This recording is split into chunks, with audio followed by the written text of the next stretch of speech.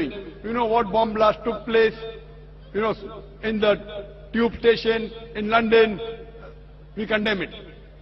I went to America, I found some of the Muslim organizations condemning what's happening in 9/11.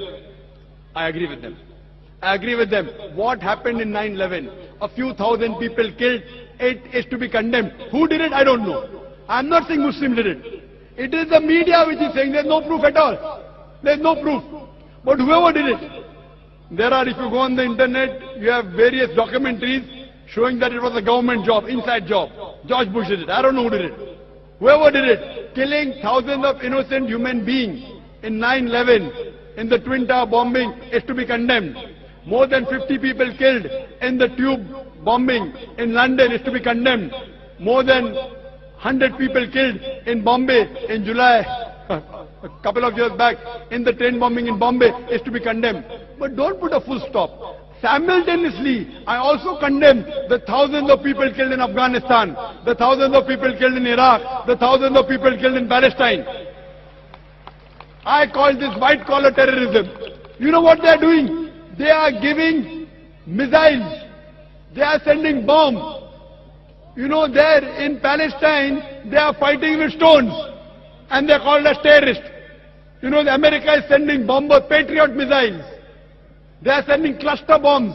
Cluster bomb, when it falls, it breaks up into many bombs and kills thousands of Afghanis. For what? It is a coward act. Therefore, I said in my last lecture, the biggest terrorist in the past couple of decades, it is George Bush. Number one. There is no one who has killed as many people as George Bush has killed. And now he's no longer there. In Iraq, he has put a sanction on medicine and 500,000 children were killed in Iraq because of George Bush. We know very well, even if I agree that one person was hiding there, there is no proof that Bin Laden did it. Even if he did it, imagine for one man, you are killing thousands of people. It is absurd. What we find, it is the media which is portraying.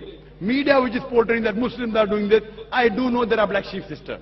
There are black sheep in the community. There are black sheep in every community. Indian media talks about Kashmir. How often do they talk about Assam? Naxalite, the Maoists. The biggest threat to India are the Maoists. What are they doing? They are bombarding the police station. They are killing the police. The maximum killing that has been done in India by the Maoists, by the communists, the LTT, Hindus. Who calls them Hindu terrorists? You go to Assam, the Christian terrorists. When the Hindus do it, you call it LTTE, Liberation Tamil Tigers, LM. If you go to UK, IRA, Irish Republican Army, they are Catholics. They have a big difference between the Catholics and the Protestants. No one calls them Catholic terrorists. Why? So what we find, religion teaches to kill innocent human beings. But there are more non-Muslims killing innocent human beings than Muslims. Now so-called Muslims who killed innocent human beings, they aren't Muslims. They aren't following the teachings of the Quran and the Prophet. But what the media does, media picks up these black sheep and they portray as though they're exemplary Muslims. So the media has to blame, number one. Media. The media can change black into white, day into night, hero into villain, villain into a hero. You can hear my talk. Is terrorism a Muslim monopoly? And you'll get more details, inshallah. Yes, brother. Good evening, sir. My name is Rahul Gaonkar, and I'm just a student. I just need to ask you, in the Islamic religion, why the Shias Muslim people are given less importance compared to other Muslims? It means I have also heard one of my Muslim friends that they are not even allowed to drink water from a Shia family. Not even a water, okay? I just need to ask, it is also said that in Iraq there was a Saddam Hussein has done so many cruelism on Shias people. He has he has spread a chemical gas. He has done a cruelism on Shias people as compared to Hitler has done on Jewish people in the Second World War. So don't you think it's an injustice? And I also need to know that what exactly the Shias people has done a mistake in the Islamic religion before.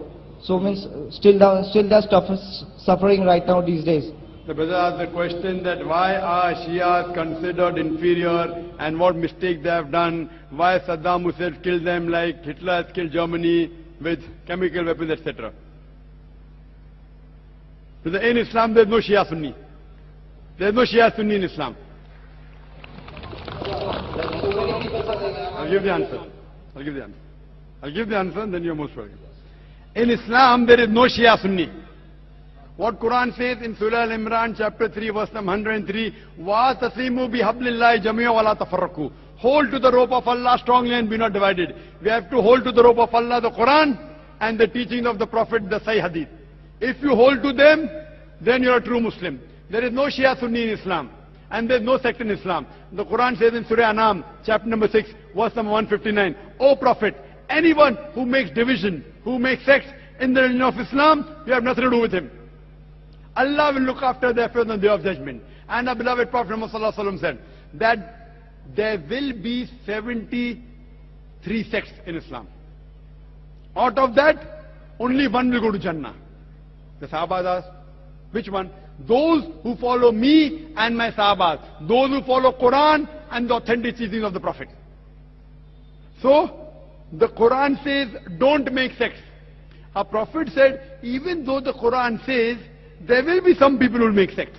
How many? 73.